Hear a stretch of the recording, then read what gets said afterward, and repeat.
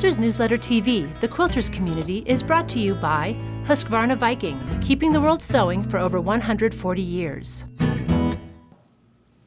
Hi, and welcome to Quilters Newsletter TV, the Quilters community. I'm Mary Kate Karr-Petras, and I'm back with award-winning fiber artist, Lea McComas. Lee. Well, sure. It's true. It's true. And you're here today to share some of your techniques and some of your process with us. Right. So this award-winning matters. It does. The key to my success. Well, and some of these techniques are talked about in your book. Right. And I think they're just key for anybody who's doing not even just portrait quilts, but if you're doing any kind of pictorial, so it could be landscape or still lifes. They're concepts that you just need to have in your mind and you need to be working with.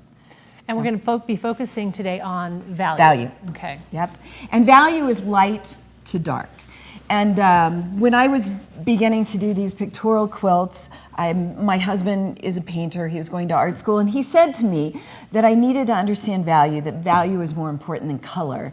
And it took me a while to get my head wrapped around that. It didn't make sense. Well, it's hard, I think, for a lot of quilters because we walk into a quilt shop or we see pictures from market of these gorgeous new collections, and we're just dazzled by the color and the pattern, and they are beautiful. But when it comes time to actually work with them, we need to be looking at the value, because if it's just all color, we can be.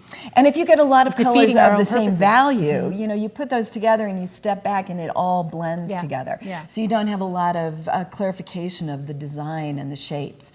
So if you get value correct, or you get a value range, you have lights and you have darks and you have things in between, color doesn't matter. So this is a quilt I did of my stepdaughter Maya, and this is her face, and obviously she's not really Violet. Okay, but it looks like her, and it's a good rendering of her, and it's because the values are all done right. So her shape has the depth, it has the contours that it should have. It's all about value. Here's another. I did another version of her in two colors, and again, she is not pink with green hair.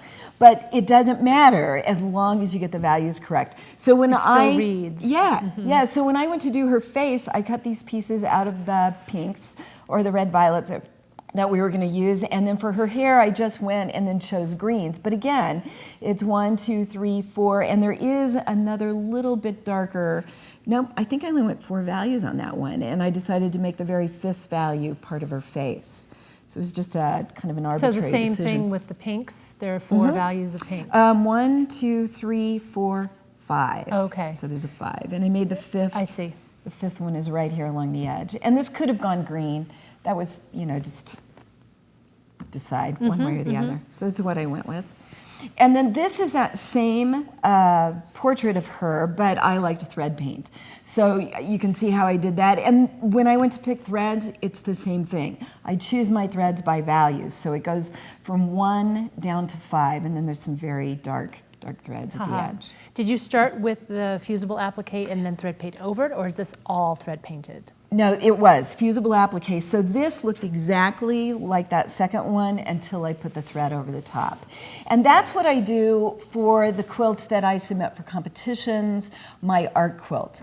But I would say if you're going to learn to thread paint, you don't want to do all of this work on the chance that you might mess it up when you do this work. And so while you're learning the thread painting process, I would recommend that you not do that. And so I would share this one with you. This is a piece I did for the cover of my book. And these 2 children, I actually took their photo, printed it in grayscale onto printer fabric that just goes through your home printer. Oh, okay. So they're just in grayscale. I cut them out and I put them on a heavy-duty stabilizer. And then I tucked this piece of blue fabric in the background. But if you looked at this before any stitching was done, it was just a gray-scaled photo of these 2 children. Then I chose my threads based on value, and I started stitching over them. And if you can look really closely, you might be able to see it. You can actually see the gray in behind it. So it's not always necessary when you're doing the thread painting to start with all those layers of colored fabric underneath it. And this is a great way to learn, because you don't feel like you've already put in hours of doing the fused rouge applique just to get to the stitching part of it. Well, let's talk about how you go about Yep. determining value. All right, so I made up a little tool, and I call it my value scale. And what I did was I went to the hardware store and went to the paint department and started pulling out paint chips. I went to the grays. So I picked a white, and I picked, or a near white and a near black, and then I found a gray chip that was right in the middle. And then I chose 2 more that were on either side of it. So I've got my 1, 2, 3, 4, 5 values. And then I just taped them all together, and I carry it with me, and I love it. I've got a couple of these. So I fold it up, I tuck it in my purse. I have it with me everywhere I go. Really? And there's another one in the studio. You never know when... That's right, you never know when you need to find value. You got an extra half hour, you're driving down the road, there's a quilt store, you have to stop and look at fabrics. Of course, absolutely. Yeah. So, so you shop with this? I do. Okay. I do. And that's because, I'm going to show you. What I actually did was I organized all of my fabrics into tubs by color. This one happens to be actually a couple of colors. This is one of my flesh tone boxes because I do a lot of portraits. So these are my pinky peachy flesh tones. And I've gone through with each one of these, and it was like, okay, these are my 1s, these are my 2s, my 3s, my 4s, my 5s. And you have them labeled. And I do. And these are just, 3 by 5 cards, and I stick them in there. And so when I go to do a quilt and I need to pick fabrics, I just go through and I pull something out of 1, 2, 3, 4, and 5. And it's already done. And I have tubs. My blue tub looks like this, my green tub, my blue-green tub. Do you keep like a running inventory? Like I'm low on mid-range blue-greens? Yeah, okay. So I know these #1 values in dark colors like blue and green, violet are always hard to find. So when I go out looking for fabrics, I take this, and if I can find some greens and blues in one of these first 2 value areas, I buy them. Got it. And I'm always looking for the sale. So then it's totally guilt-free because I know I need it. And then it just fills out my... and if you keep a good stash. So I've made, for example, last year I made Bike Boys, which took the Masters Award for Thread Artistry in Houston. Right. And that one had about 91 fabrics. I only had to go out and buy 2 of them. Everything else was in the stash. Because you were so well organized. Yep. I keep a well-stocked stash. Yeah. My pantry in the kitchen, not so much. But my stash. That's a proud quilter's tradition, right? That's right. That's right. That's right. So here's how I do it too. I just brought some fabric swatches here, and we'll throw these out. So if I found this fabric, get rid of those. You just kind of lay the cards up next to it and see where, it's obvious this is much lighter than that. Yeah, so right. It's not a 1 or a 2. Looks like this is getting dark. This one's probably a 3. What do you think? I think 3 is a little light still. It does feel a little light. And do you ever find when you sort your bins that maybe depending on what gets rotated in and rotated out, you might actually put a fabric in a different section? Yes. Does it actually change value compared to what else you've got going on? Playing with and what it's doing, yeah. So if it's hard to tell, I know I've narrowed it down to these 2. What you can do is kind of squint at it and see where, and I see that the line between this disappears first. Okay. And so this is a 4. Okay. And I tell you what, if I had just looked at that, when I put it down, I thought, I think that's a 3, but it's not. It's a 4. Interesting. It gets harder, though, when you're using brighter colors. So there's these. And that's where filters come in handy. So I have red and green filters. And what it does is you use green filters with red because they're opposite each other on the color wheel. And you can also use with red's neighbors. So red violets, oranges, you look at them through the green filter. So here's one for you. Very nice. All right. And then I have this little notch right here, and that's because I used to wear glasses, now I have contacts. But if you do have glasses, this is one of the upsides to that. You cut this little notch, and then what you do is stick this inside your glasses, and you can walk around your studio and do hands-free value finding. And then you just look at it. So that's a hot look. Yeah, it is. Just be sure, remove the filter before you go out in public. But if you're working on a design wall, or something. Yeah. And sometimes you want. In fact, sometimes I'll take the contacts out, put the glasses back in because I need my hands for things. So we're just going to lay that on there. Yep. And where do you think the red goes? 4. Yeah. I don't know, maybe even a 5. Almost. I think the purple is comes out much darker than the red. That's a 5. And you can still see that there's a distinct value difference between those two. Yeah. Very interesting. Yeah. And then the other side of it is, because green doesn't work on green, when you're looking at green or its neighbor's blue and even yellows, then you look at those with the red values. Now, I have a red value finder at home, but I haven't gotten the green one. So now I need to get And one. the green ones are a little bit harder to find. It seems so. And I bought, my first 2 filters came, I got a whole set of color charts, and it had the values in with it, and mine got all scratched up. And I didn't want to buy a whole new set. So I found these at the office supply store. I went to the school supply.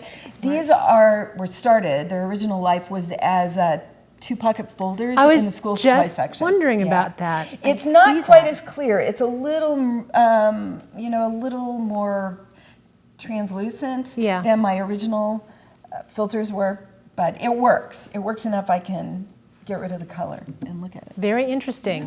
That's a great tip. So that's what you can do. Take yourself to the hardware store and the office supply store. And so then these are some sets of fabrics that I created if I was going to do portrait quilts. I might just go with these. I do a lot of neutrals, so I have 2 bins of these. I have the light beiges and the dark beiges. But I just go pick them out. It also allows me to pick out quickly, and then I always try to choose a different set of fabrics for each face, or a different set of threads for each face, so that everybody it makes them a little more distinct, their own personality. Let's just pull one out here. So you get let's pull this one out. Okay. You, because we talked about the number of fabrics that you had used in these. Did you do a grayscale printout of this photo of her to help you determine where to place these values then? Yes. Okay. So I started with a photo of her and I cropped it. I work with it, I use Photoshop, but there's, I think, any photo editing software you can do this. You grayscale it. If you're not sure how to do that in your photo editing software, go up to the help button. There's usually a menu across the top. You click on that and it'll open up a window where you can type in a word, and you type in grayscale. And then you hit return, and it should show you how to do that. Some photo editing software call it black and white, and it's the same thing. And then it will open up a box, and you can tell it how many layers you want. So mine always defaults to 4 value layers, and it will show you the picture in those value layers. But I up mine, and I like to find 5 values in the face, just in this part of the face. And the rest of it, I don't care so much. Sometimes I go up to 7 or 8 values for the whole picture, just to get 5 values in the face. How did you come to wanting to work with 5 values? Is that there's some sort of a rule about that, or is that just your own experimentation? Right. Okay. So I found if I went less than that, 3, 2, 3, 4, the face doesn't have enough detail in it, and you start to lose who it is and who they look like. You can go more than that, and sometimes I've done 7 or 8 values in the face because I want to get really detailed, but what you end up with are a lot of little tiny pieces in different values, and it gets trickier. And I find that 5 usually works. It gives you enough depth and contour and detail that the portrait quilt really looks like the person. If you go above and beyond that, you're just getting into the crazy zone. You're cutting out little tiny pieces. And it seems like a good, kind of a good parameter to apply even to a traditional quilt. Because you can get nice variety without it getting muddy. Right. Or super high contrast. Yes. So if you're looking for maybe 4 or 5 values, to think about that while you're thinking about color, while you're thinking about that fabric placement, think about the values and where they're going to sit. Because so many of these blocks, these traditional blocks, are so open to interpretation and where you put the lights and where you put the darks gives them a whole different character. So you could put 2 blocks side by side and they look like completely different blocks, just based on where they go light and where they go dark and what blends together. These are great tips. Thank you so much for coming today and sharing them with us. And we look forward to, the next set of awards that you're going to bring home for your work. Okay, all right. Until then, meet you at the hardware store. There you go. Thank you for joining us. We look forward to seeing you next time. Take care. Bye-bye. Quilters Newsletter TV, the Quilters community, is brought to you by Husqvarna Viking, keeping the world sewing for over 140 years.